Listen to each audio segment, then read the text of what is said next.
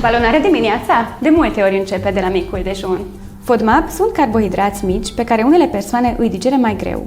Ei fermentează rapid în intestin și pot da gaze, balonare, crampe. Pe scurt, oligo, di, monozaharide și polioli, aceștia sunt tipuri de zahăruri care pot deranja. Îndulcitorii polioli, precum xilitolul, sorbitolul, manitolul sau maltitolul, sunt acei îndulcitori pe care îi găsești în gume și dulciuri fără zahăr și pot balona. Iată câteva schimburi ușoare pentru micul dejun.